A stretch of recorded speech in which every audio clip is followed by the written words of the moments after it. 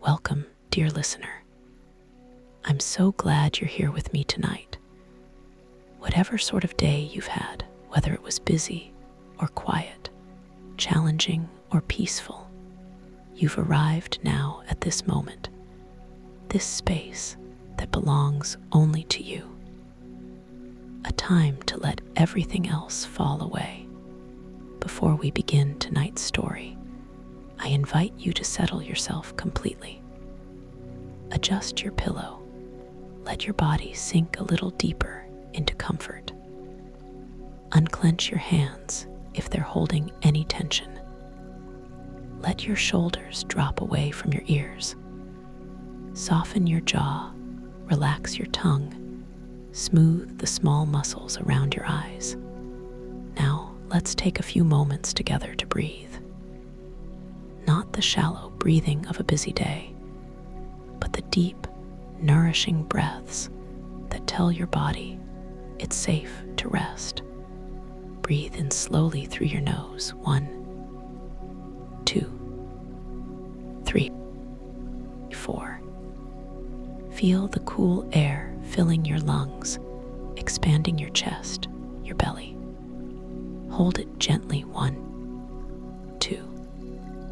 And now release through your mouth. A long, slow exhale. 1, 2, 3, 4. Let everything go with that breath. Feel your body growing heavier, more relaxed. Perfect. Feel how your breathing has already begun to slow, how your mind has started to quiet. You are ready now, ready to let the day dissolve, ready to drift into story, ready to rest. Tonight, we journey to the village of Ashwood St. Mary, to a place where time moves like honey and the air smells of old paper and lavender. Here, in a stone building that has stood for 200 years, we'll find the Ashwood Lending Library, a small institution with tall windows, creaking floors, and secrets pressed between the pages of forgotten books. Our story follows Grace Hartley, the library's gentle keeper, a woman who knows every volume in her care, who can find any book in the dark, whose life is measured in careful catalog entries and the soft shuffle of turning pages. Grace believed she knew everything about her library, every corner and alcove, every donor and bequest. But on a rain-swept October morning, she will discover that her beloved library holds a mystery that has waited 70 years to be solved. There will be old circulation cards to examine, dusty ledgers to decode, and quiet conversations in lamplit rooms.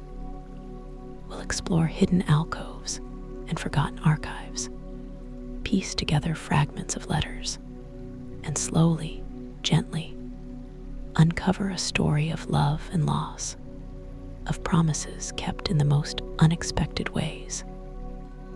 This is a mystery where the only danger is to the heart, where every clue brings us closer to understanding, and where the solution will restore what time tried to hide. So breathe deeply once more, settle into stillness, and let us begin our journey to Ashwood St. Mary, where the Lending Library holds its secrets close, and where Grace Hartley is about to discover that some books have been waiting a very long time to be read. It begins, as the best mysteries often do, with an ordinary morning that will prove to be anything but. The rain had been falling since dawn, the kind of soft, persistent rain that turned the stone walls of Ashwood St. Mary to charcoal and made the cobbled streets shine like polished jet. Grace Hartley stood at the tall arched window of the lending library, watching water stream down the old glass, distorting the view of the village green into something that might have been painted by an impressionist. She held a mug of tea between her hands, feeling the warmth seep into her fingers, breathing in the steam that carried the scent of Earl Grey. Behind her, the library waited in its customary morning silence. It was a beautiful space, Grace thought for perhaps the 1000th time. High ceilings with exposed oak beams, walls lined floor to ceiling with books, their spines making a patchwork of colors and textures that spoke of decades and centuries. The main reading room stretched long and narrow, following the bones of what had once been the village's assembly hall. Light came from those tall windows, 6 of them marching down the eastern wall, and from the reading lamps with their green glass shades that sat on the old oak tables. Grace had been the librarian here for 15 years, ever since she'd returned to the village of her childhood. She was 42 now, a tall woman with dark hair that she wore in a practical bun, gray eyes that were keen behind round, silver-rimmed glasses, and a wardrobe that consisted almost entirely of comfortable cardigans and sensible skirts. She lived alone in a cottage on Chapel Lane, spent her evenings reading, and had never been happier. The library opened at 9. Grace glanced at the clock, 8:30, and finished her tea. Time to check the returns box before unlocking the doors. She crossed the reading room, her shoes making small sounds on the worn floorboards, and pushed through the door to the entrance vestibule. The returns box was a brass-fitted drawer set into the wall beside the main doors, installed during the Victorian era so that borrowers could return books even when the library was closed. Grace pulled it open and found the usual assortment: 3 novels, a gardening guide, a cookbook with what looked like jam on the cover. She'd have to clean that. And at the very bottom, something unexpected: a slim envelope of thick cream paper, sealed with dark blue wax. Grace lifted it out carefully. It was addressed in beautiful copperplate handwriting, the ink a rich sepia brown that reminded her of old documents. To the librarian, it read, "Private and confidential." She turned it over. The wax seal showed an impression she didn't recognize, some kind of circular design with symbols she couldn't quite make out. There was something about the envelope that spoke of age, though the paper seemed clean and uncreased. She slipped her finger under the seal. The wax broke crisply, and drew out a single sheet of paper, folded once. The letter inside was written in the same elegant hand, dated simply October, with no year given. "Dear librarian, if you are reading this, then the time has finally come. I must ask your help in a matter of great delicacy concerning the Ashwood Lending Library. There has been a murder done, though not of the kind that involves police or violence. This is a murder of memory, of truth, of a story that deserved to be told. In 1954, a young woman named Catherine Ashford borrowed a book from your library. She never returned it. The records will show she died that same year, but the book vanished with her, and with it, something infinitely more precious. I believe it is still here, hidden within the library's walls, waiting to be discovered. You will need to find 3 things: the ledger, the letter, and the lock. When you have them, you will understand. Begin with the October ledger from 1954. Look for Catherine's name. Everything follows from there. I cannot tell you who I am, but I can tell you this. I have kept a promise for 70 years, and now I am passing that burden to you. Please find what was lost. Please tell the story that was silenced. With gratitude and hope, a friend to the library. Grace read the letter twice, then a 3rd time. Her practical mind immediately noted several oddities. The paper was modern, she could tell from the texture and weight, but the style of handwriting and the phrasing belonged to a different era. The wax seal was theatrical, unnecessary in this age of emails and text messages.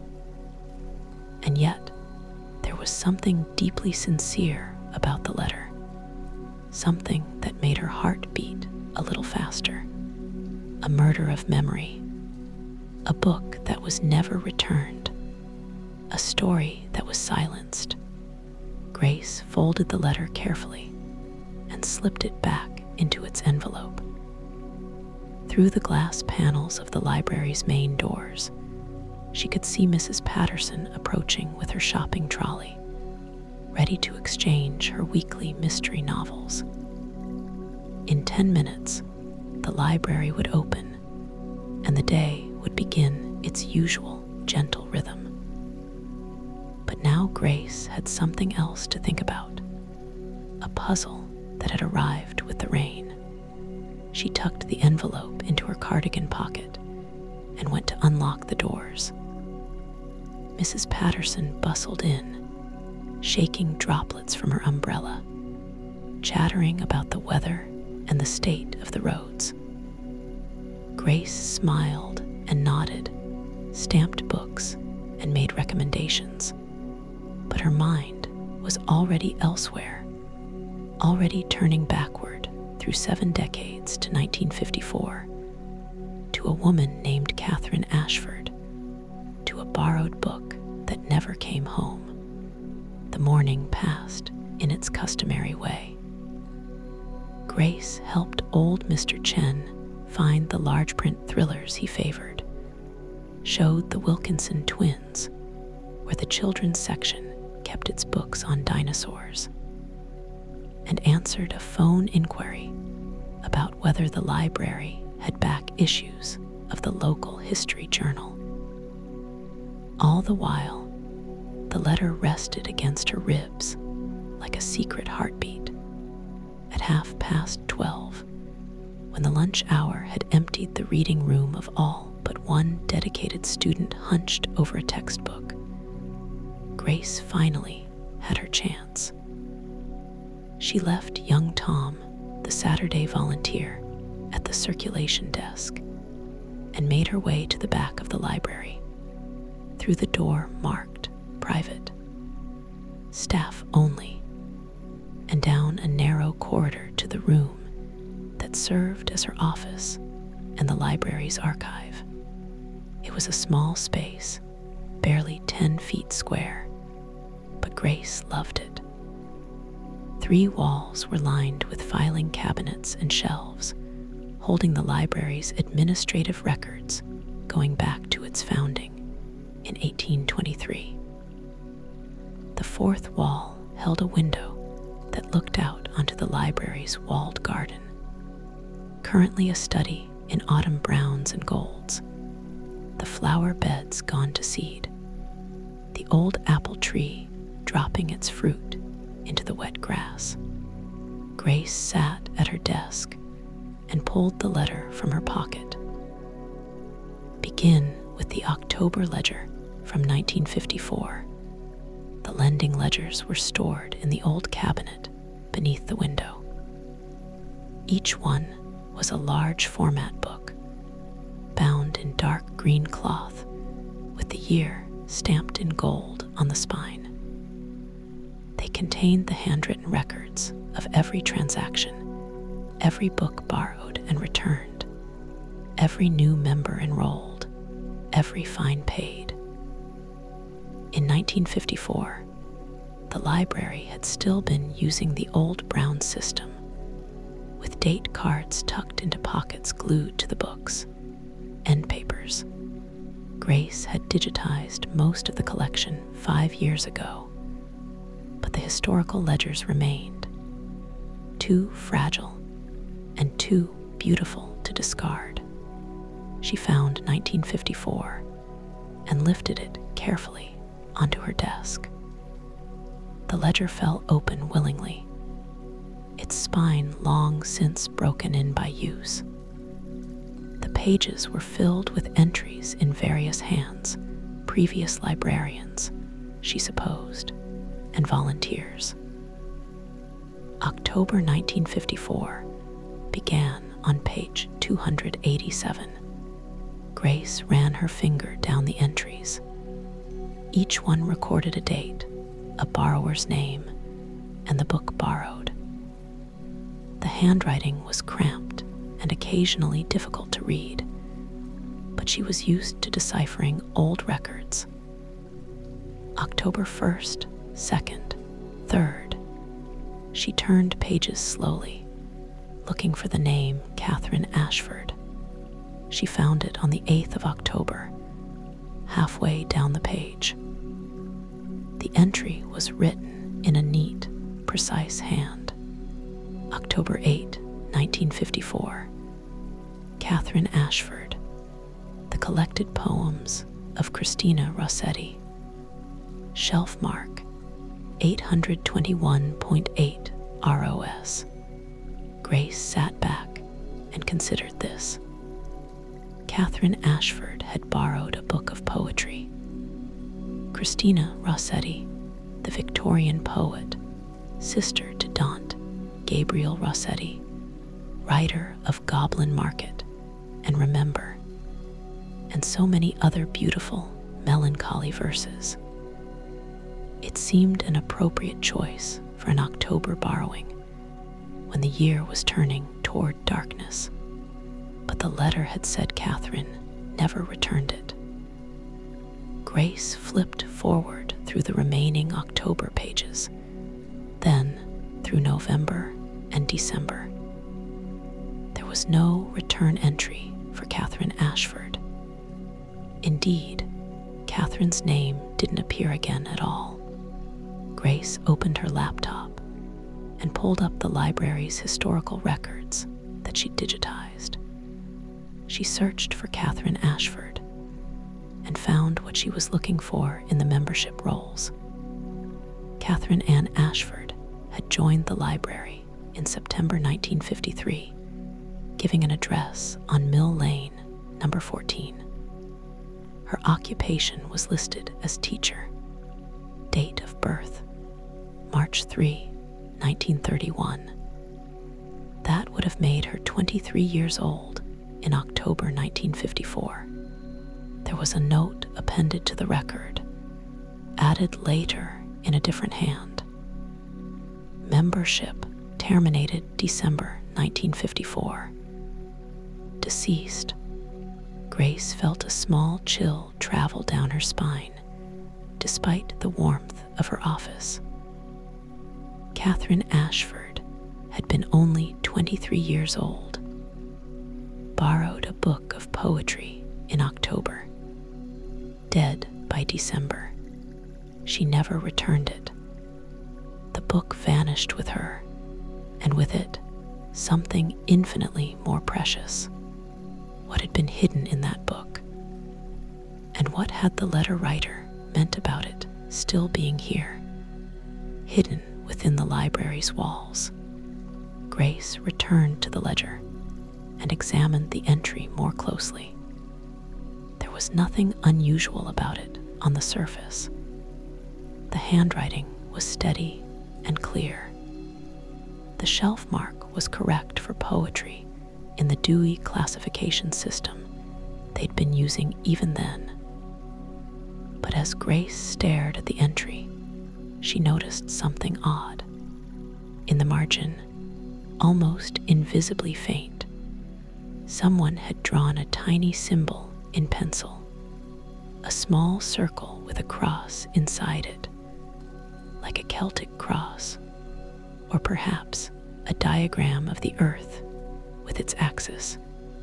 She'd need a magnifying glass to be certain, but she thought she could see the same symbol repeated in the margin beside 3 other entries on the same page. Grace examined them. October 6, James Wickham, A History of Ashwood Parish, shelf mark 942.6 Ash.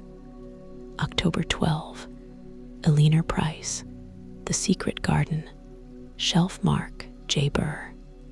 October 15, Thomas Hartwell, Folklore of the English Counties, shelf mark 398.2 FOL.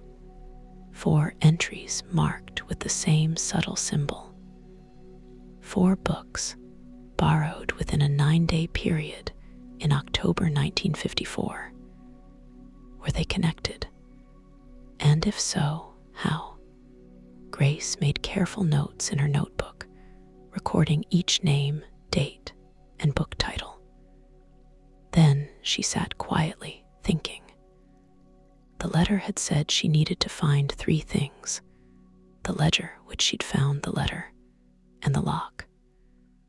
The letter presumably wasn't the one that had arrived that morning, but some other letter connected to Catherine Ashford. And the lock, well, that was anyone's guess.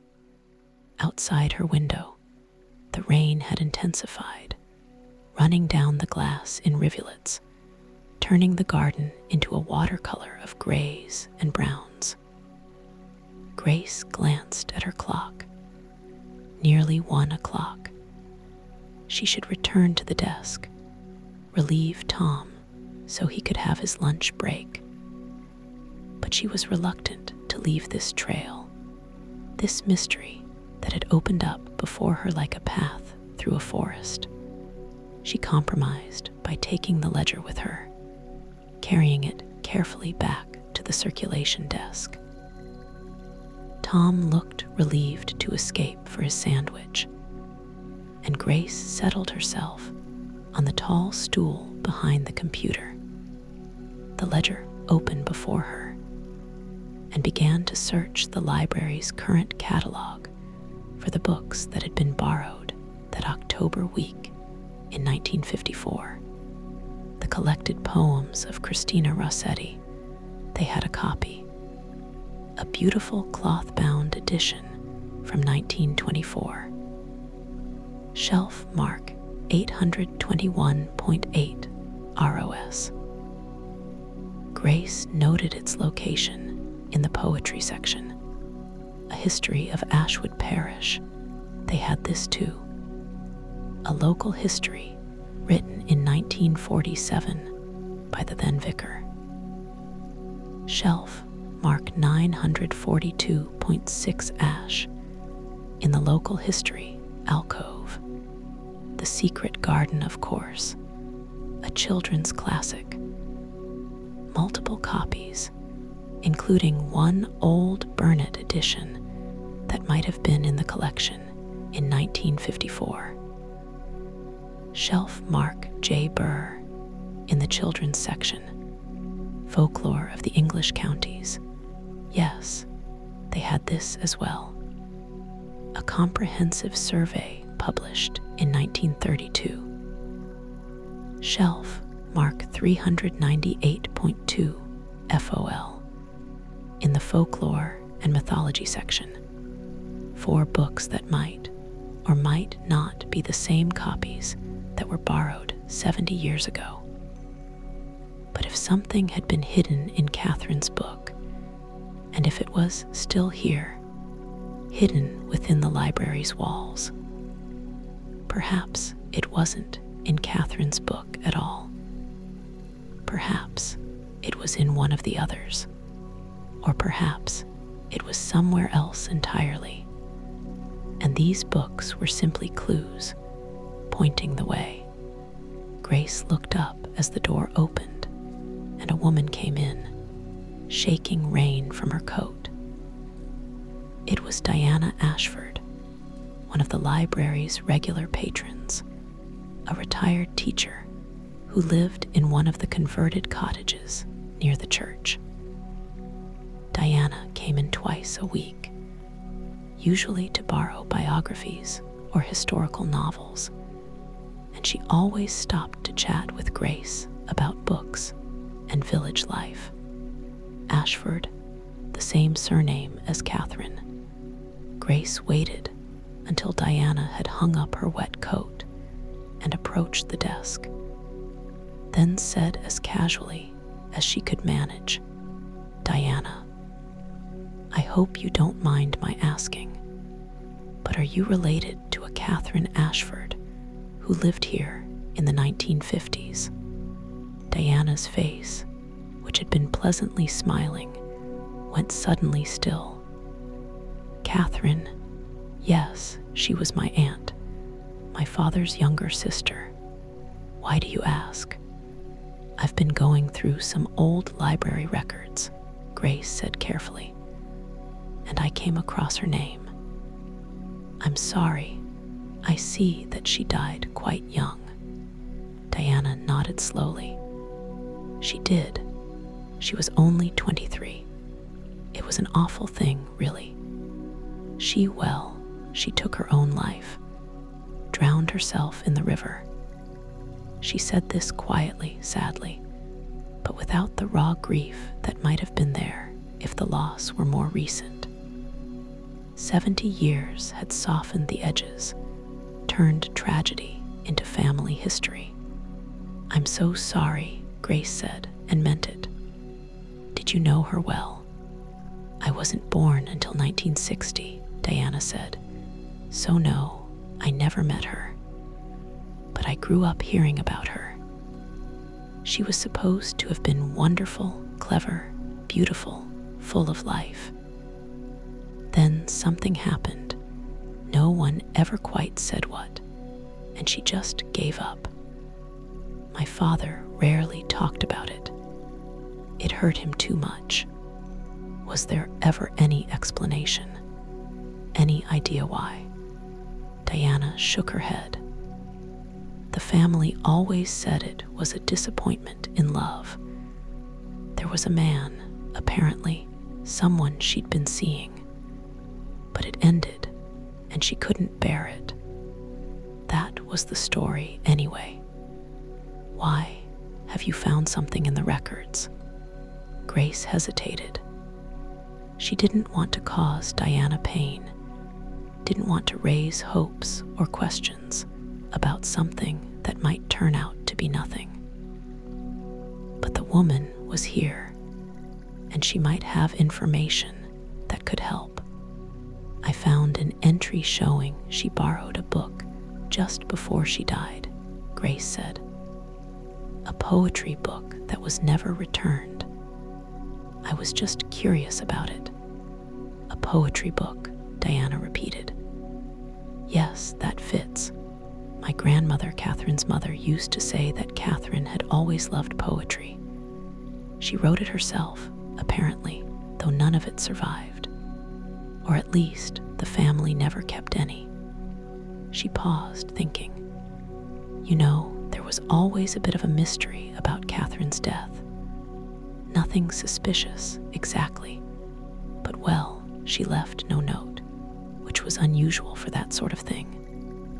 And she'd been acting strangely in the weeks before. My father said she'd become secretive, almost furtive, like she was hiding something. But when they went through her things after the funeral, they found nothing unusual. No diary, no letters. she living at the time? With her parents at the house on Mill Lane. Number 14. It's been sold since my grandparents died in the 70s, and the house went to someone outside the family. But my father always wondered what had happened to Catherine's personal things.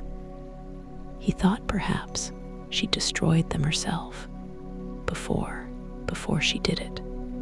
The door opened again, bringing in a gust of wind and rain, and a group of teenagers looking for somewhere dry to spend the afternoon.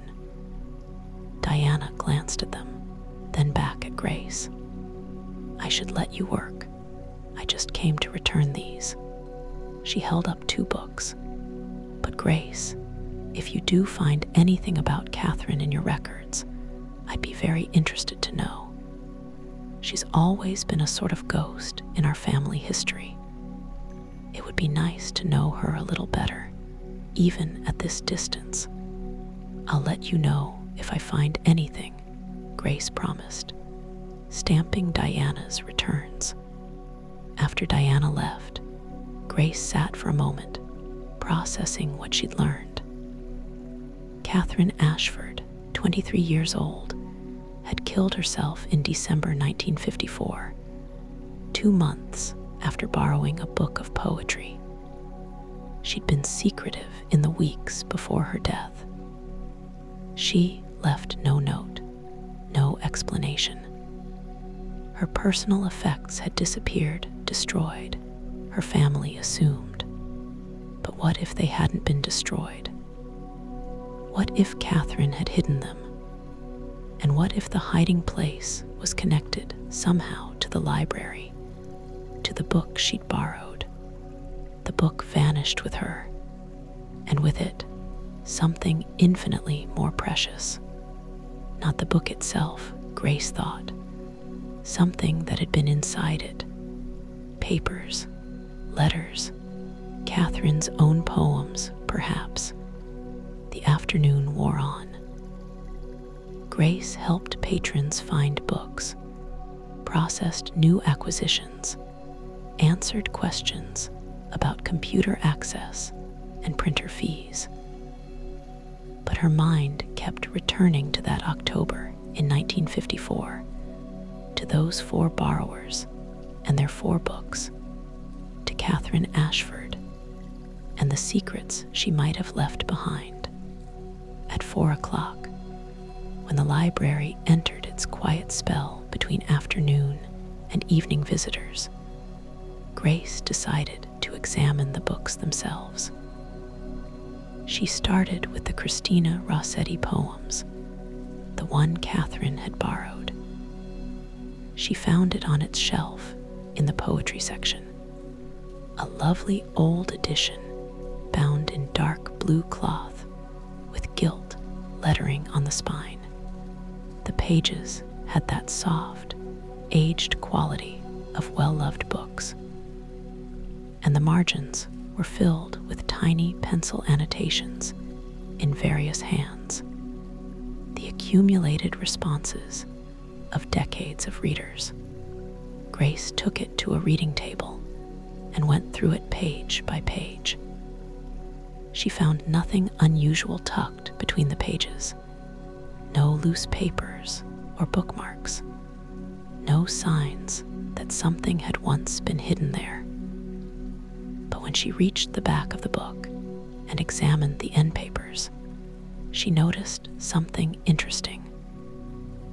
The pocket that had once held the borrowing card, standard in the old brown system, had been carefully removed. The paper had been cut away cleanly, leaving only a faint rectangular shadow on the end paper where the glue had darkened the page. Someone had deliberately removed that pocket. But why and when? Grace took out her phone and photographed the end paper, capturing the ghost of the missing pocket. Then she returned the Rossetti to its shelf and went to find the second book, the history of Ashwood Parish. She found it in the local history alcove, a small L-shaped space at the back of the library where they kept materials relating to the village and surrounding area.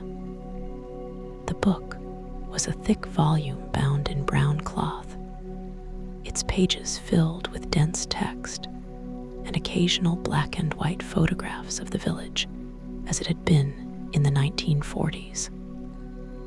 Grace flipped to the back. Here, too, the pocket had been removed from the end paper, leaving the same telltale rectangular shadow. 2 books with their pockets removed. Grace felt a small thrill of discovery. This couldn't be coincidence. She hurried to the children's section and found The Secret Garden. The old edition was there, its cover showing some wear, but the pages still crisp. She turned to the back. The pocket had been removed. 3 for 3. Grace almost ran to the folklore section to check the 4th book. Folklore of the English Counties was a heavy tome with a dark green cover and a spine decorated with gold tooling. The back end paper showed the same evidence: a carefully removed pocket, a shadow of glue. All 4 books that had been marked in the 1954 ledger had had their borrowing pockets removed. Grace stood in the folklore section, holding the book, her heart beating fast with the excitement of discovery. This was deliberate. Someone had gone through these 4 specific books and removed the pockets. But why? What had been in those pockets that needed to be hidden or removed? In the old brown system, the pockets held the borrowing cards, which recorded each transaction.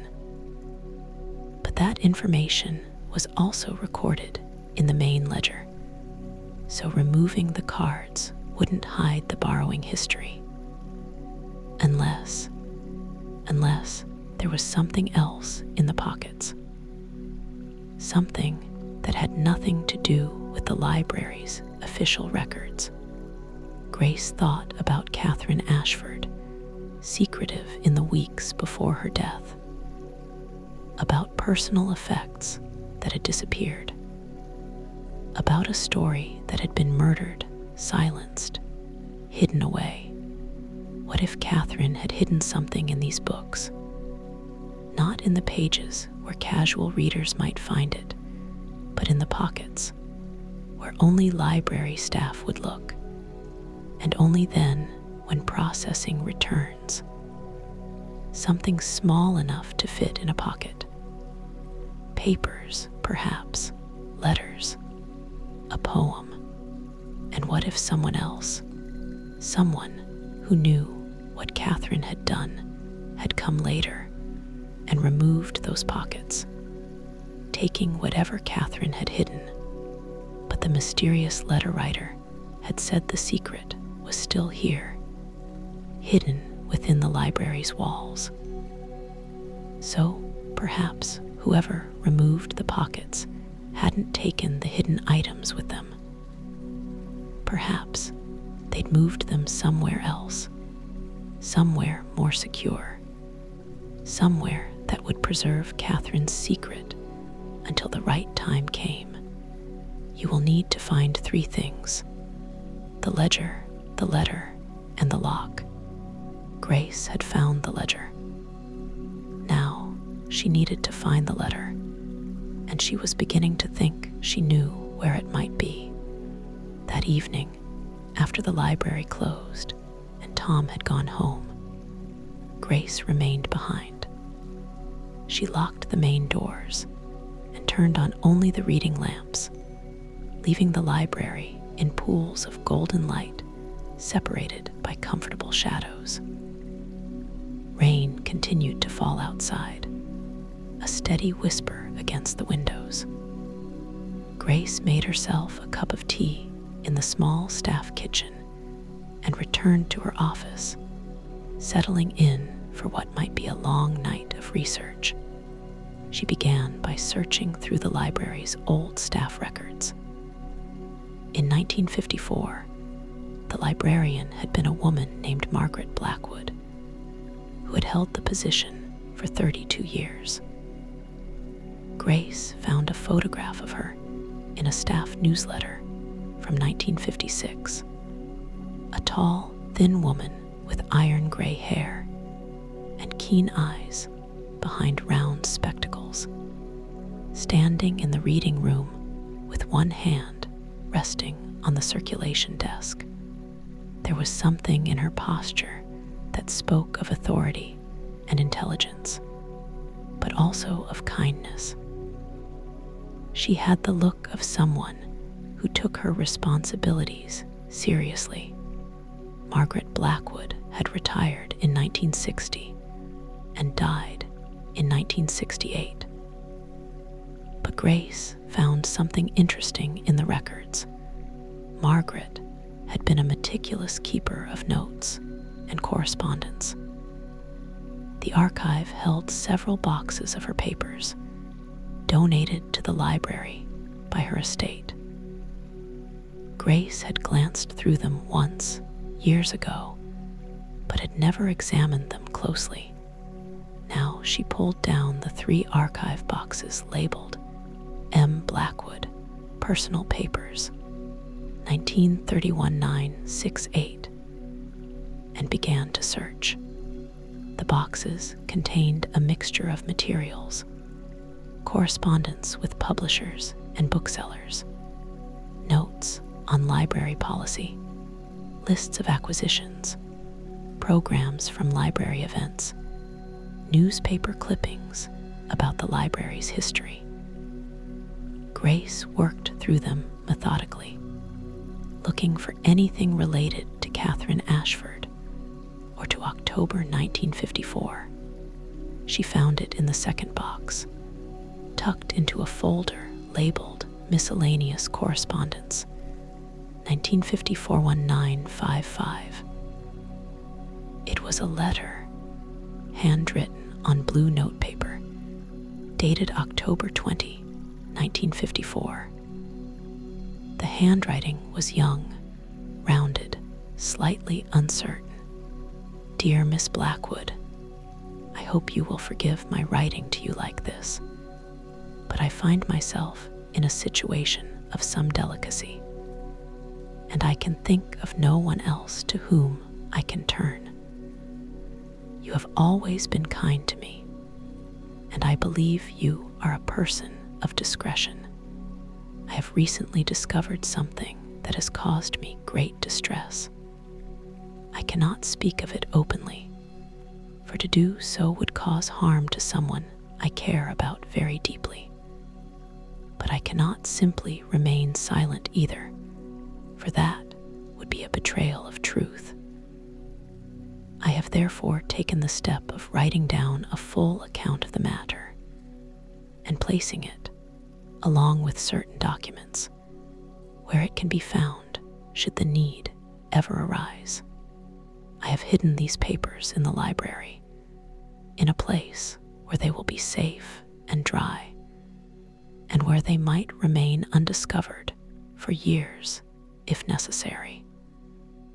But I wanted someone to know that they exist, in case something should happen to me.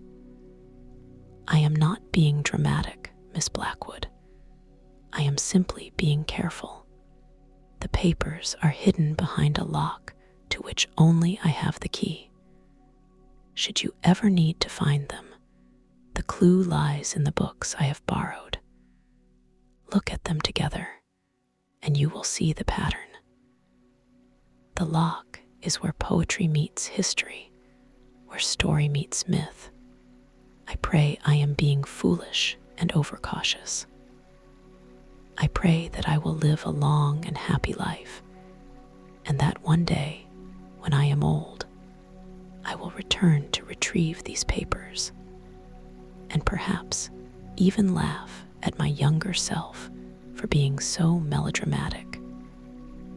But if not, if something should happen, please know that the truth is there, waiting. With gratitude and respect, Catherine Ashford. Grace read the letter 3 times, her hands trembling slightly. This was it. This was what the mysterious correspondent had meant by the letter. Catherine had written to Margaret Blackwood, telling her about the hidden papers. But Margaret must never have retrieved them, or if she had, she'd returned them to their hiding place. Why?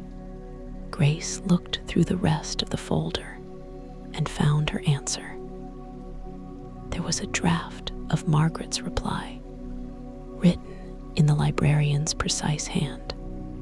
Dear Miss Ashford, I received your letter, and I understand your situation, though I confess I am troubled by it. I do not think it wise to hide secrets, even with the best of intentions. Secrets have a way of causing more harm than the truths they conceal. However, I respect your wishes and your confidence. I will not search for what you have hidden, and I will not speak of your letter to anyone. But I would urge you to reconsider. Whatever the situation is, it might be better faced than fled from. If you should ever need to talk, my door is always open. With concern and kindness, Margaret Blackwood. The draft was dated October 22, 1954. Just 6 weeks before Catherine Ashford walked into the river and ended her life, Grace sat back, her tea forgotten and cold. So Margaret had known about the hidden papers, but had honored Catherine's confidence, had never searched for them. And then Catherine had died, and Margaret must have been left with a terrible dilemma. Should she retrieve the papers, or should she let them remain hidden, respecting Catherine's wishes? It seemed Margaret had chosen to let them remain hidden. But she'd kept Catherine's letter, preserved it in her files. Had she meant for someone to find it eventually? Or had she simply been unable to destroy it? Grace looked at Catherine's letter again, focusing on the clue.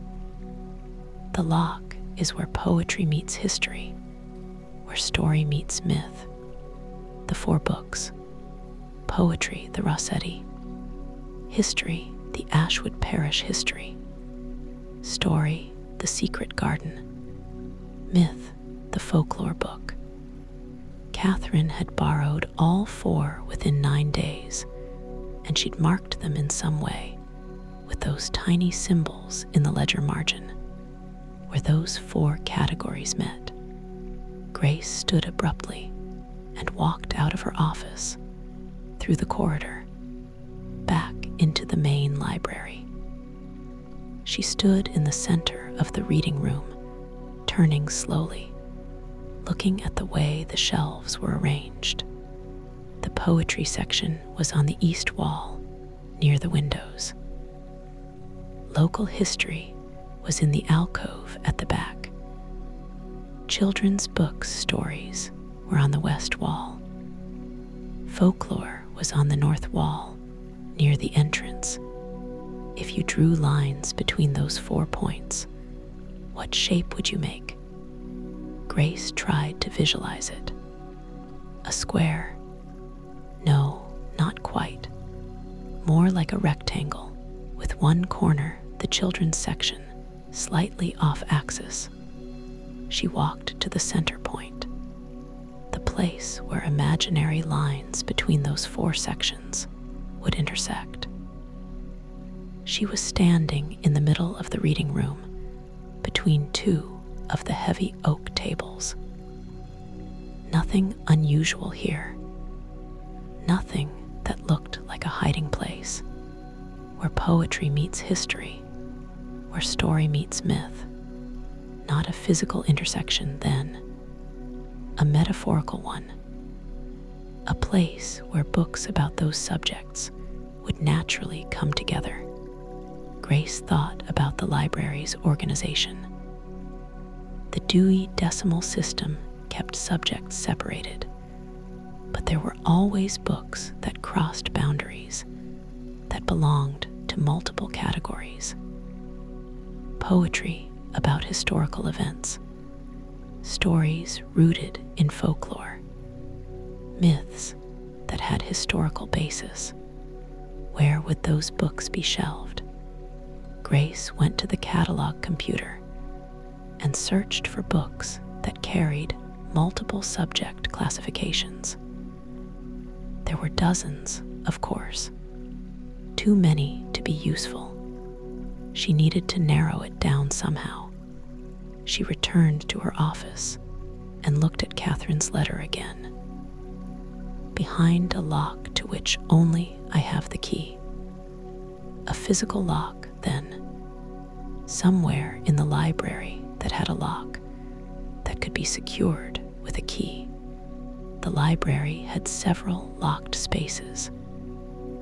The main doors, obviously, the office, the cleaning cupboard, the display case where they kept rare or valuable books, the cellar door, the cellar. Grace felt a small shock of recognition. The library had a cellar that ran beneath the original building, accessed by a door tucked away near the local history alcove. It was used for storage now, holding boxes of old records, broken furniture, and other items that were too useful to discard, but too bulky to keep upstairs. Grace went down there perhaps twice a year, usually with a sense of reluctance. It was a damp, dim space, the walls still the original stone, the ceiling low and crossed with old beams. But in the 1950s, Grace remembered reading. The cellar had served a different purpose. It had housed the library's overflow collection, books that were borrowed less frequently, but that the library wanted to keep accessible. Patrons could request cellar books, and staff would retrieve them. What if Catherine had hidden her papers down there? Grace glanced at the clock. Nearly 8 in the evening. She should go home, have dinner, rest. But the excitement of the hunt was on her now, and she knew she wouldn't be able to sleep until she'd at least looked. She found the cellar key on the ring in her desk drawer, a heavy old iron key with an ornate bow. Then she fetched a torch from the supply cupboard and made her way through the quiet library to the cellar door. It was a thick oak door with iron hardware, set into the wall at the back of the local history alcove. Grace fitted the key to the lock. It turned with some resistance, the mechanism stiff from infrequent use. The door swung inward with a creak that would have been at home in a Gothic novel, revealing a narrow staircase descending into darkness. Grace clicked on her torch and started down.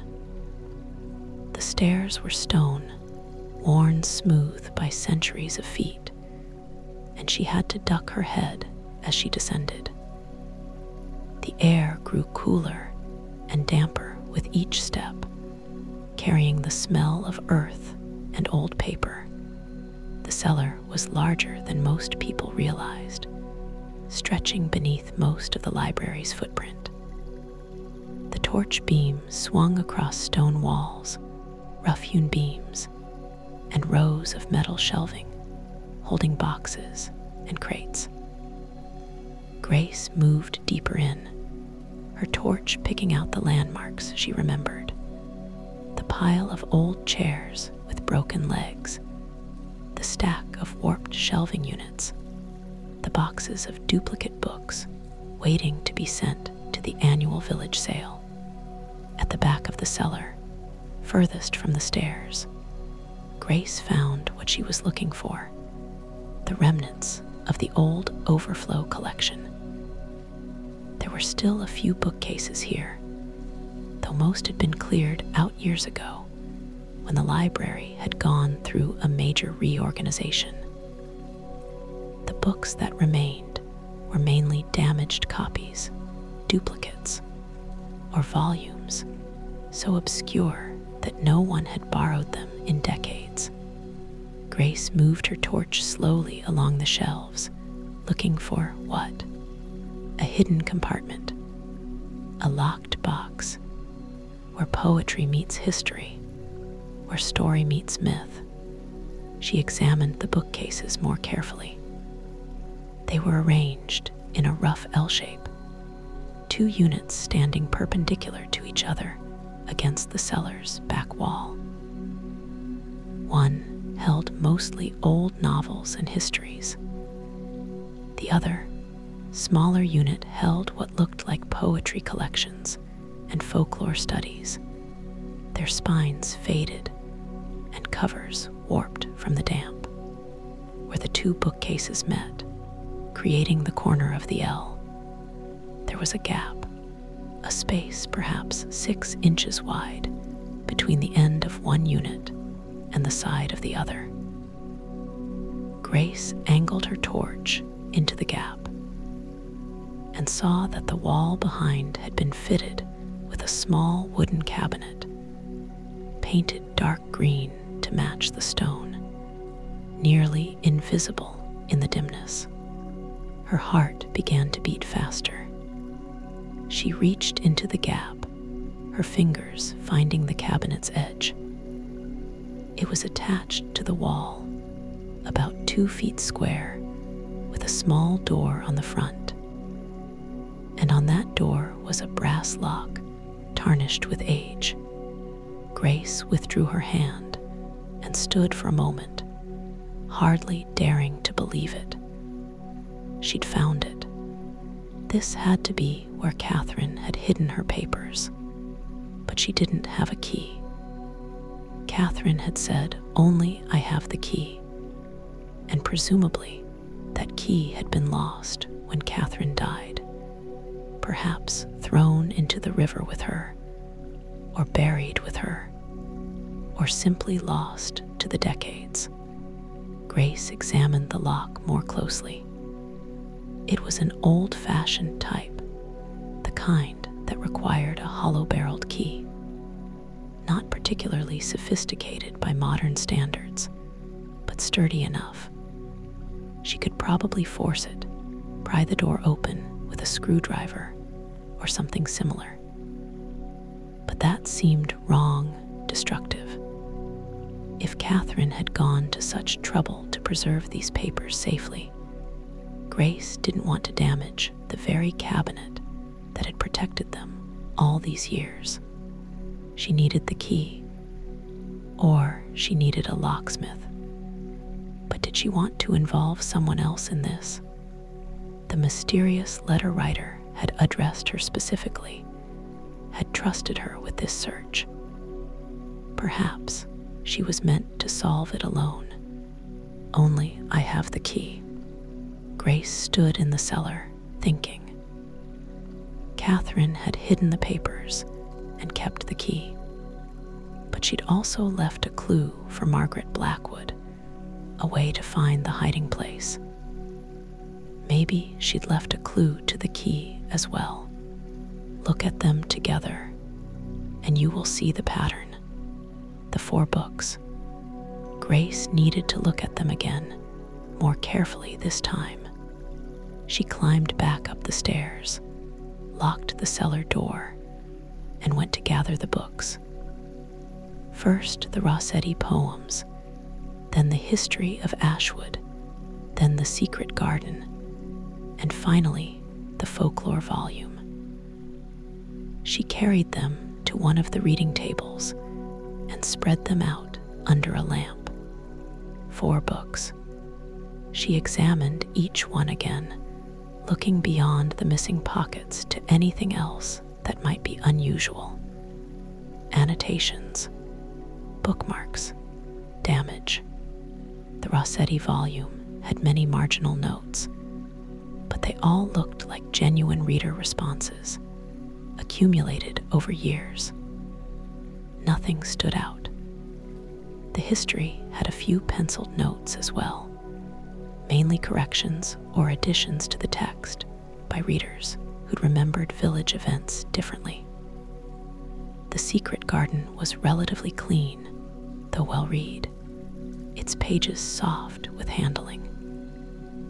The folklore book had passages underlined here and there, presumably by researchers.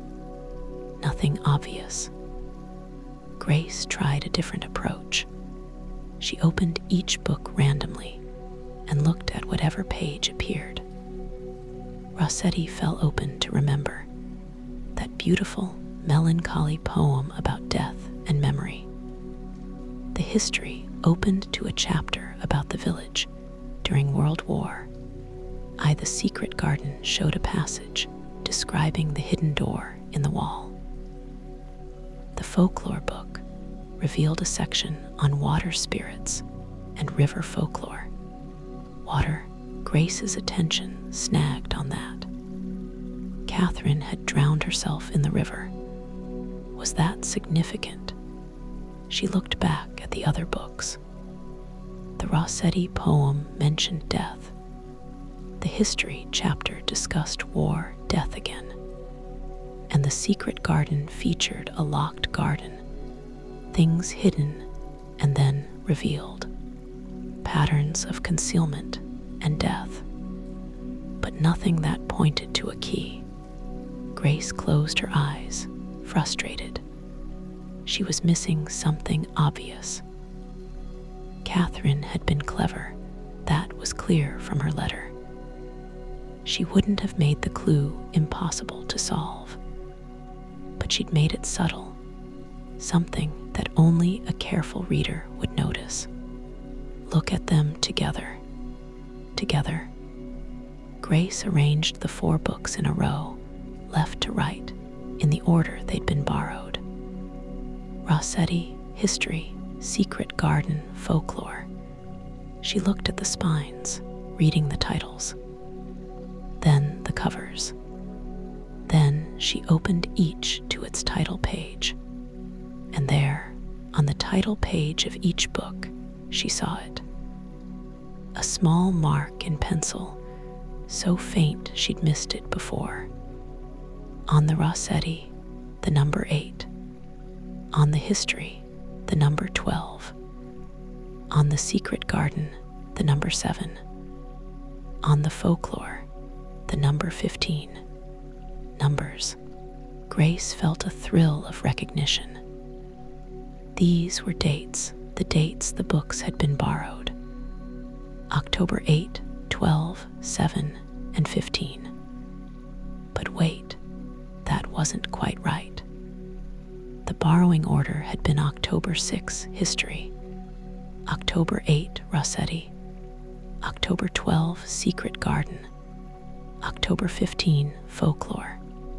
No, these weren't the borrowing dates. Grace checked the ledger again. The numbers didn't match any dates she could see. So what did they mean? She stared at the numbers. 8, 12, 7, 15. Could they be page numbers? She turned to page 8 in the Rossetti. It showed the end of one poem and the beginning of another.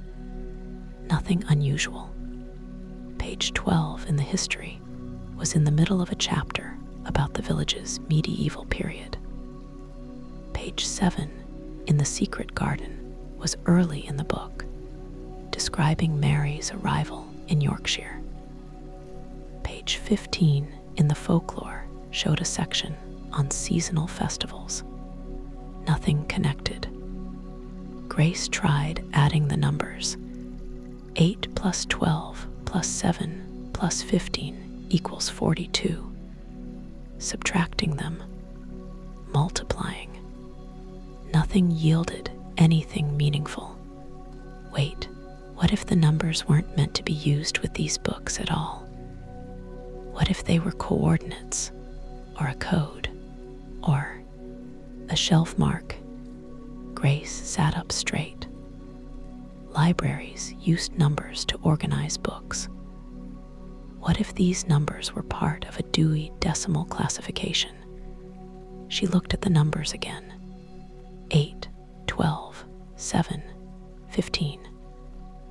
Could that be 8,127.15? That would be in the literature section, American literature. But the number seemed oddly specific. Or maybe they should be read differently. What if each number represented a letter? A equals 1, B equals 2, C equals 3. That would make 8, 12, 7, 15 into HLGO, HLGO. That didn't spell anything. Grace rubbed her eyes. It was getting late, and she was tired. Perhaps she should go home, sleep on it, return fresh in the morning. But she was so close. She could feel it. She looked at the books again, arranged in their row.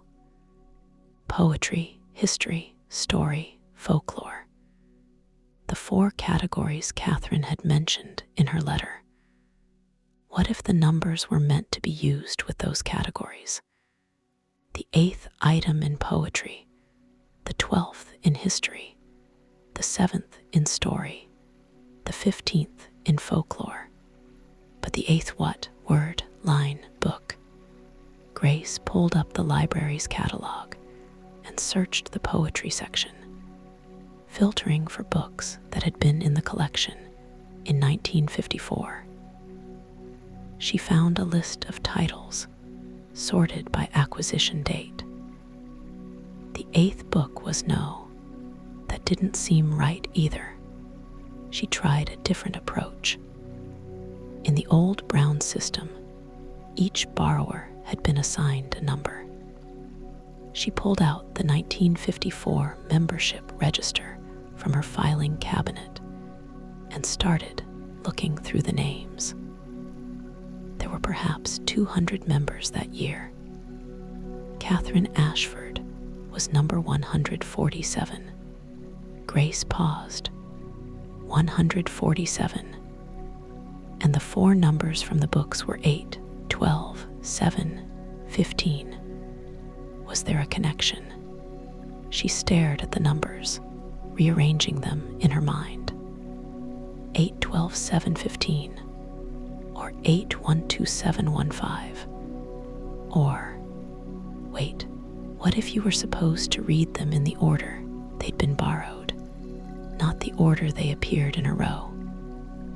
The history had been borrowed on October 6 and marked with 12. The Rossetti on October 8, marked with 8. The Secret Garden on October 12, marked with 7. The Folklore on October 15, marked with 15. In borrowing order, that made the numbers 12, 8, 7, 15. And if you read those numbers as separate digits, 128715, Catherine's membership number, 147, and then 2, 8, 15. Grace felt her heart leap. The numbers might be split. 147 identified Catherine, and 2815 was the additional information. But 2815 what? She thought back to the letter Catherine had written to Margaret. October 20, 1954. And Catherine had borrowed the first book on October 6. What if the numbers referred to dates? No, that didn't work either. February 8, 2015, was long in the future from 1954. Grace sat back, frustrated again. She was overcomplicating this. Catherine had been 23 years old, frightened, trying to leave a clue. She wouldn't have made it impossibly complex. A lock to which only I have the key. A key. The numbers were meant to find a key, or make a key, or be a key. What if the numbers were the combination to the lock? Grace stood up so quickly, she nearly knocked her chair over. Cabinet locks in the 1950s, some of them had been combination locks, hadn't they? Not all of them used keys. She'd been assuming it was a key lock because Catherine had written about the key. But what if that was metaphorical? She needed to get back down to the cellar and check. 10 minutes later, Grace was back in front of the hidden cabinet, her torch balanced on a nearby shelf, examining the lock more closely. It looked like a key lock, with a hole for a hollow-barreled key. But as she studied it, she noticed something she'd missed before. Above the keyhole was a small brass plate, tarnished almost black with age, and on that plate were tiny divisions, barely visible. She rubbed at the plate with her thumb, clearing away some of the tarnish, and saw that it was actually a dial, marked with numbers from 0 to 20. It was a combination lock. The keyhole was a decoy, or perhaps the lock had a dual mechanism. Both key and combination would open it. Grace's hands were shaking slightly as she tried to turn the dial. It resisted at first, stiff with disuse and corrosion, but gradually it began to move. She turned it back and forth a few times to loosen it, then positioned it at 0. Now, what was the combination? The numbers from the books, in borrowing order: 12, 8, 7, 15. But this dial only went up to 20. And those numbers, except for 8 and 7, were within range. Unless Grace thought about how combination locks typically worked. You turned to one number, then back past 0 to another number, then forward again to a third. Usually 3 numbers, sometimes 4. She had 4 numbers. And if the dial only went to 20, then the number 12 would work as is. But 8, 7, and 15 would also work. All 4 numbers were within the range. Right, she would try them in order. 12, 8, 7, 15.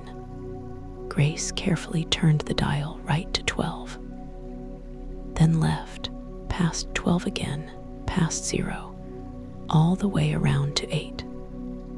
Then right to 7, then left to 15.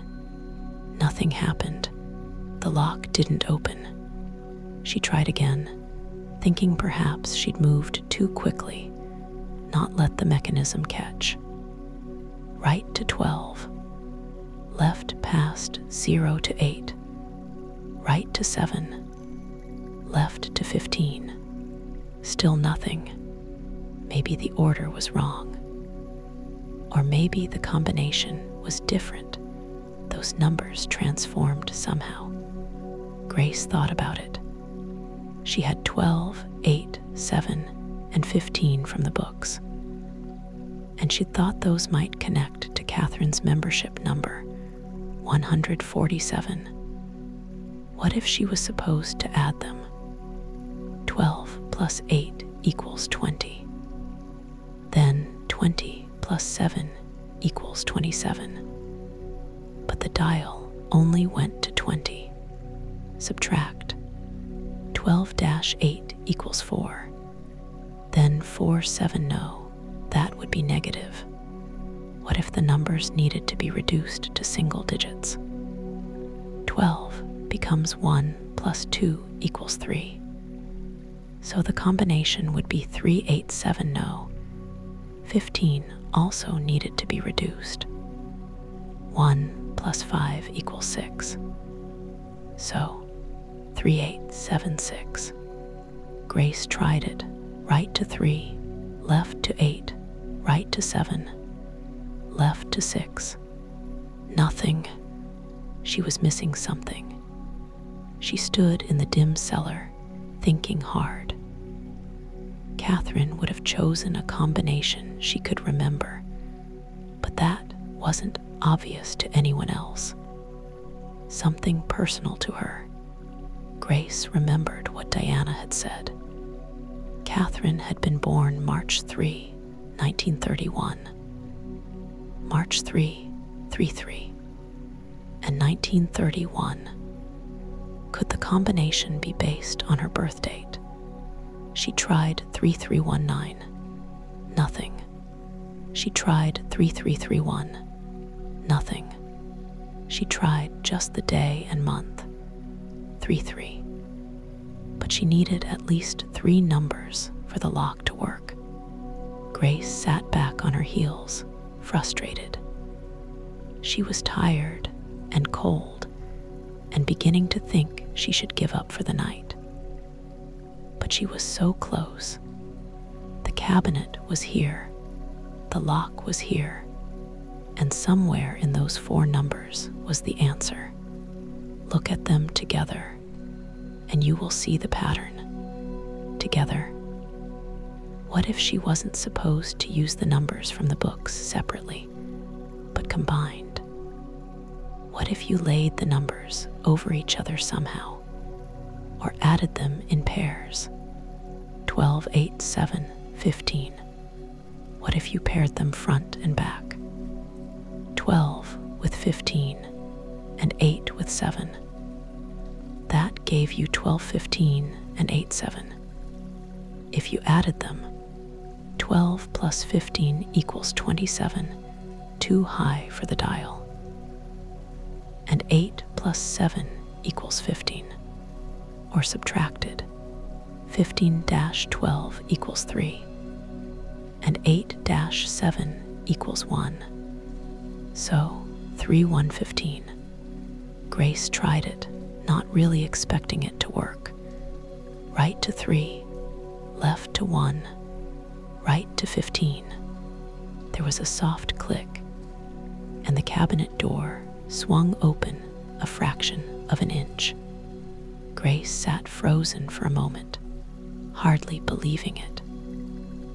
Then she reached forward with trembling hands and pulled the door fully open. Inside the cabinet, protected from damp by a sealed metal box, were Catherine Ashford's hidden papers. Grace didn't open the box immediately. She sat there in the cellar, her torch casting shadows on the stone walls, and simply looked at it. It was a small metal document box, the kind used for storing important papers, painted dark green to match the cabinet.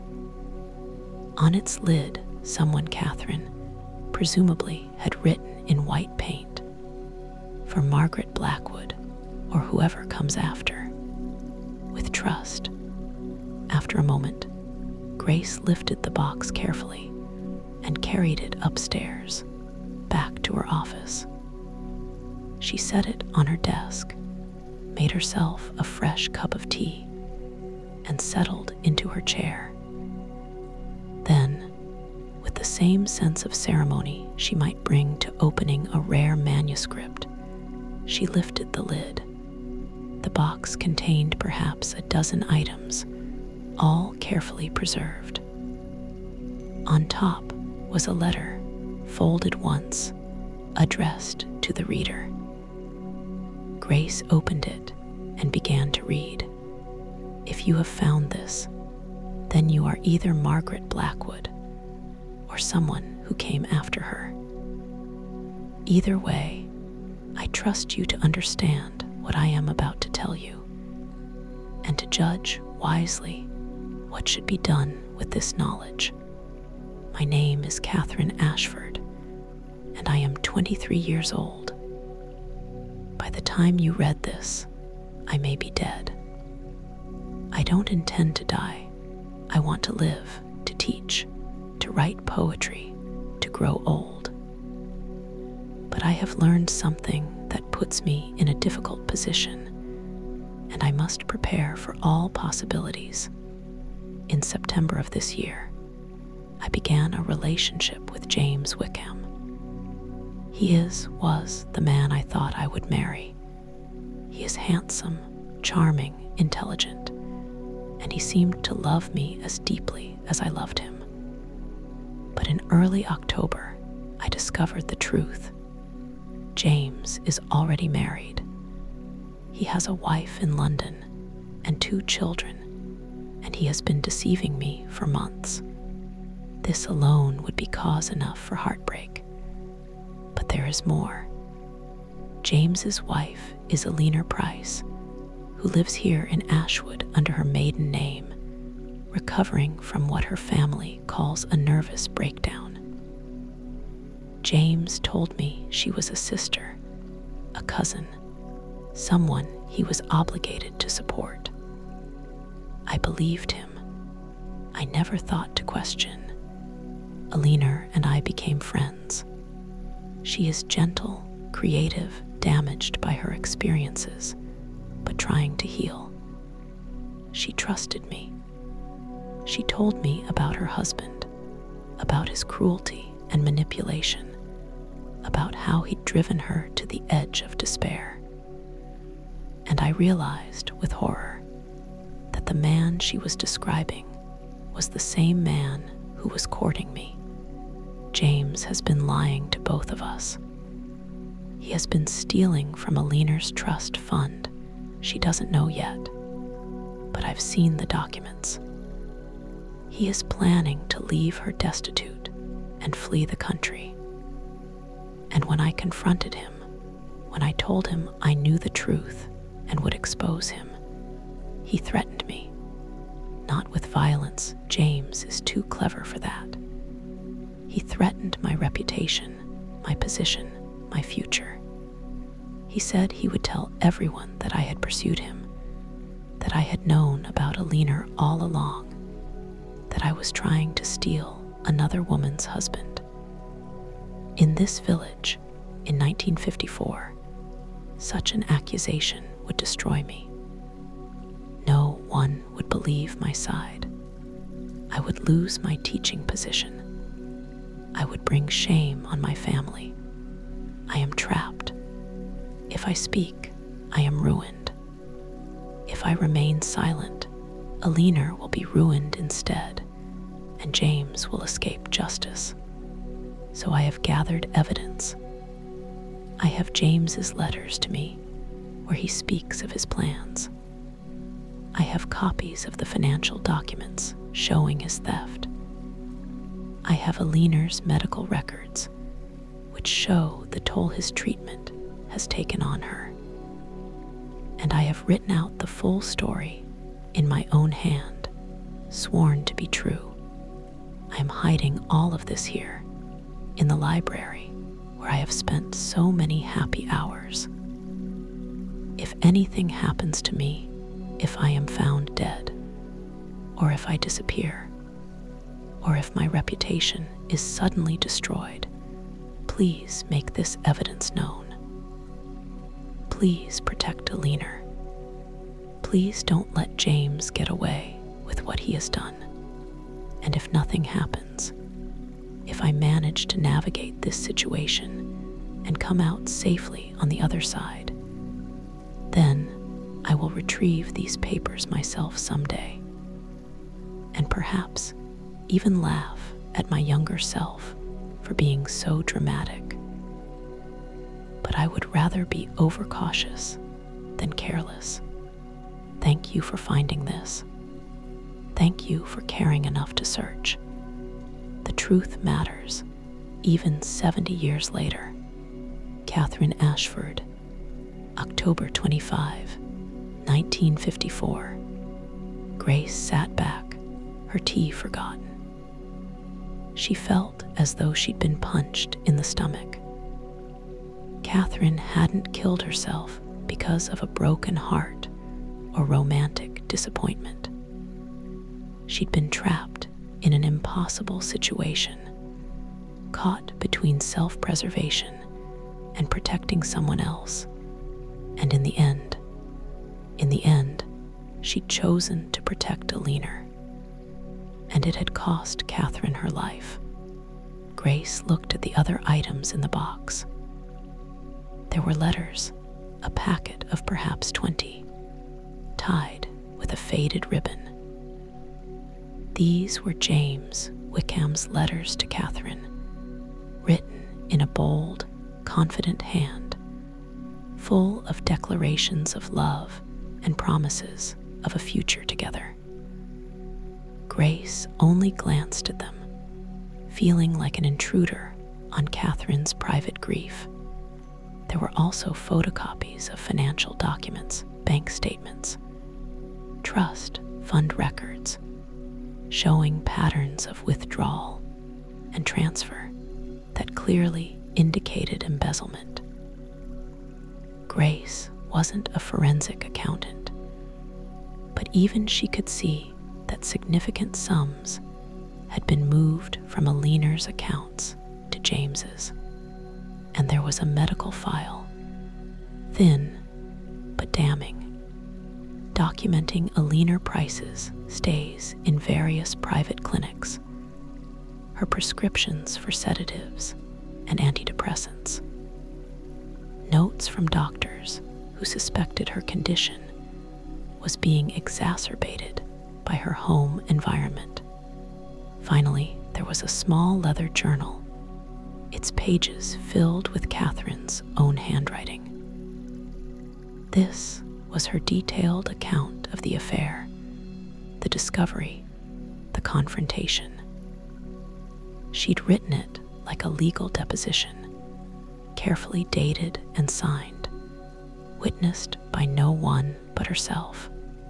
The last entry was dated October 30, 1954. It read, "James came to the house today. He was charming, apologetic, said he realized he'd made mistakes and wanted to make amends. He said if I would just give him the evidence I'd gathered, he would leave Ashwood and never trouble me or Alina again. He promised he would divorce Alina properly, settle money on her, make sure she was cared for. All I had to do was give him the documents. I said I would think about it. He smiled and kissed my hand and left. I don't believe him. I think if I give him the evidence, he will simply destroy it and then destroy me. I think he is capable of anything.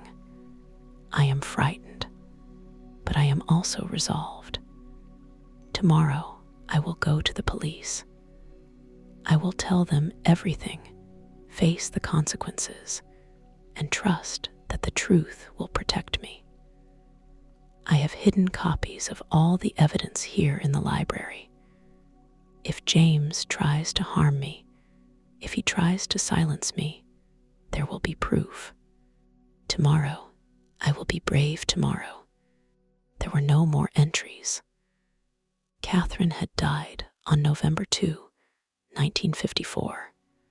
Grace sat very still, staring at the journal. Tomorrow. Catherine had planned to go to the police tomorrow, but she'd never gotten the chance, because it hadn't been suicide at all. James Wickham had killed her. Not with violence, there would have been evidence of that. But a drowning could be staged. A young woman, distraught, walking by the river alone at night. So easy to approach her, to push her, to hold her under until she stopped struggling. And then to walk away, to express shock and sorrow when the body was found, to let everyone assume what they would assume: suicide. A disappointed young woman, unable to bear her heartbreak.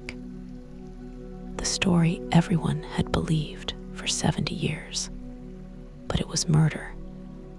Catherine Ashford had been murdered to keep her silent. Grace felt tears pricking her eyes. This young woman, brave and principled, who had tried to do the right thing, who had protected another woman at the cost of her own life. And no one had known. The evidence she'd carefully gathered had remained hidden. James Wickham had gotten away with it. Or had he?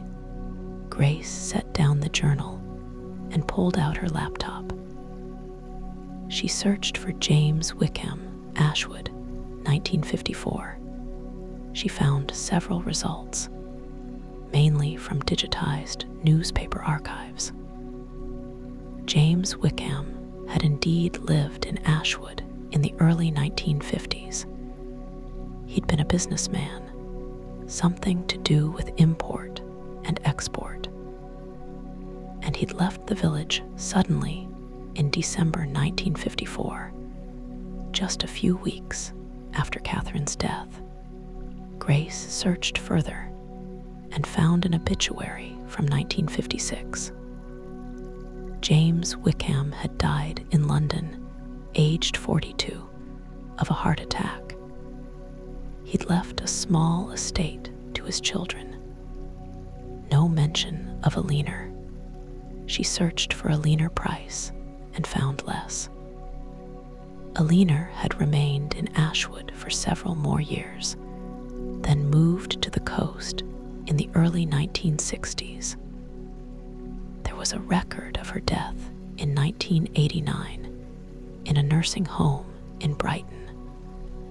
Never remarried. No children. So a leaner had survived. But Grace couldn't tell from the sparse records whether she'd ever recovered fully, whether she'd ever known the truth about Catherine. And what about Margaret Blackwood? Grace returned to the archive boxes and searched through them more thoroughly now. She found a journal entry dated December 1954. Catherine Ashford was found dead today, drowned in the river. They are calling it suicide. I have received no more letters from her, heard nothing since her first message about the hidden papers. Should I tell someone? Should I search for what she hid? But if I do, I will be revealing Catherine's secret. I will be exposing her relationship with James Wickham, which will cause talk and perhaps hurt her family. And what good would it do? She is already gone. I am troubled. I am very troubled. But I will keep her confidence. I will let her rest in peace. A week later, Margaret had written, James Wickham has left the village suddenly. There is talk about debts and business troubles. Alina Price seems shocked by his departure. She tells everyone he was her cousin, that she had trusted him. I begin to suspect that Catherine's secret was darker than I imagined. But still, what can I do? Catherine is dead. Exposing the truth now would only cause more pain. And a month after that, I have decided to let Catherine's papers remain where she hid them. She said the lock was hers alone, and I have no key. Perhaps one day, when enough time has passed that the truth can only heal and not harm, someone will find them, Until then, they are safe, and Catherine's reputation is safe. That seems more important than justice now. So Margaret had made her choice: protect Catherine's memory, even at the cost of letting James Wickham escape. Grace couldn't falter for it. In 1954, in a small village, the scandal would have been immense. Catherine's family would have suffered, and James was already gone beyond the reach of village judgment. But now it was 2024. 70 years had passed. Everyone involved was dead, and the truth could finally be told. Grace looked at the mysterious letter that had started all this, the one that had arrived that morning. I have kept a promise for 70 years, and now I am passing that burden to you. Who had written it? Who had known about Catherine's papers? Grace thought about the evidence. The letter had been written in a modern hand, but styled to look older. The wax seal had been theatrical, and the writer had known exactly how to lead Grace to the hidden papers, the ledger, the letter, the lock. Someone who had access to Margaret Blackwood's personal files. Someone who knew the library's history. Someone who had waited until everyone involved was safely dead before revealing the truth. Grace returned to the archive boxes and looked at the labels more carefully. They'd been donated to the library by Margaret Blackwood's estate in 1968, but they'd been cataloged and processed much more recently. Grace found a note in her own handwriting from 5 years ago. M. Blackwood, papers processed by volunteer E. Price. E. Price. Grace pulled up the library's volunteer records. Alina Price had volunteered at the library from 2018 to 2019, helping with archival processing. She'd been in her 80s then, a small woman with white hair and sharp eyes, quiet and efficient. Grace remembered her, though they'd never had long conversations. Alina Price, who had been married to James Wickham, who had been Catherine Ashford's friend, who had survived and lived for 35 more years after James died. Had Alina found Margaret's files while processing them? Had she discovered the letters about Catherine, realized what Catherine had done, what James had done? Grace searched the current records and found Alina Price's obituary. She died just 3 months ago, in September 2024, in a care home in Ashwood. She moved back to the village in 2015, the obituary said, to be near her niece. She'd been 93 years old 3 months ago, and the mysterious letter had arrived this morning on a rainy October day, exactly 70 years after Catherine had hidden her papers. Alina, it had to have been Alina. She must have discovered the truth, perhaps years ago, perhaps only recently. And she decided that, after 70 years, the story should be told. But she'd waited until she was dying, until she could no longer face the consequences or questions herself. She'd left instructions for the letter to be delivered after her death, timed to arrive in October, the month when everything had happened. Grace sat in her office, surrounded by the evidence of a 70-year-old murder, and felt a profound sadness.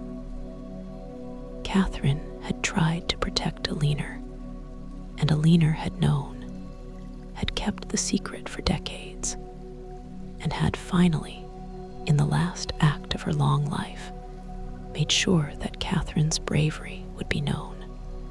But what should Grace do now? The evidence was clear, but everyone involved was dead. James Wickham couldn't be prosecuted. Catherine couldn't be vindicated in any public sense. Alina was beyond needing protection. Was there any point in making this public? Grace thought about it through the night. She reread Catherine's journal, looked at the letters and documents, tried to imagine what Catherine would want. Please tell the story that was silenced, the mysterious letter writer had said.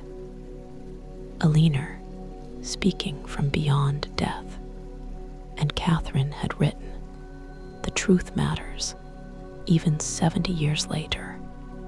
Yes, Grace understood. The truth did matter. Not for justice, that ship had sailed decades ago, but for memory, for the record, so that Catherine Ashford would be remembered not as a young woman who'd given up on life, but as someone brave who'd fought for what was right, so that her family, Diana and others, could know the truth about their aunt, their relative, their lost Catherine. The next morning, Grace called Diana Ashford and asked if she could visit. They sat in Diana's pleasant sitting room, rain pattering against the windows, and Grace told her everything.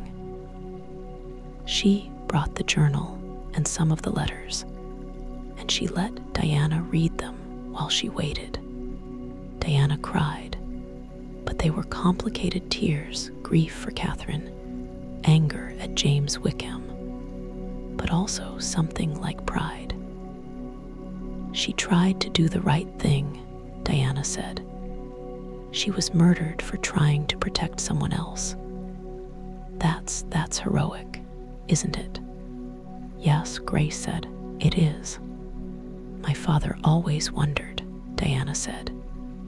He never believed Catherine would kill herself, but there was no evidence, no reason to think otherwise. This will mean a lot to him. He's 90 now, in a care home, but his mind is still sharp. He'll want to know. They talked for a long time about what should be done with the information. In the end, they decided together. The evidence would be donated to the local history archive, where it would be preserved and made accessible to researchers. Grace would write an article for the Historical Society's journal, laying out the full story, and they would arrange for a new memorial in the churchyard beside Catherine's grave, telling the truth about her life and death. Nothing dramatic, nothing that would make headlines or cause scandal, but enough so that Catherine Ashford would be remembered accurately and her bravery would be known.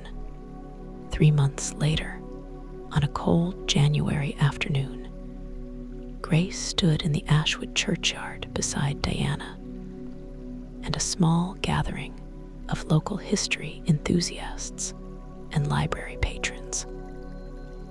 They were unveiling the new memorial stone, a simple piece of local stone with a brass plaque. It read, Catherine Ann Ashford, 1930, 1-1954, librarian, teacher, poet, who gave her life protecting another. The truth matters. After the ceremony, after the attendees had drifted away, and Diana had returned to her car, Grace stood alone for a moment beside the grave. The rain had stopped, and the winter sun was breaking through the clouds, casting long golden light across the wet grass. She thought about Catherine, about the books she'd loved, the library she'd visited, the careful way she'd hidden her truth. And she thought about Alina, who'd waited 70 years to set the record straight, who'd trusted a stranger, a future librarian, to understand and act. "I found them," Grace said quietly to the silent grave. "I found your papers. I told your story. You can rest now."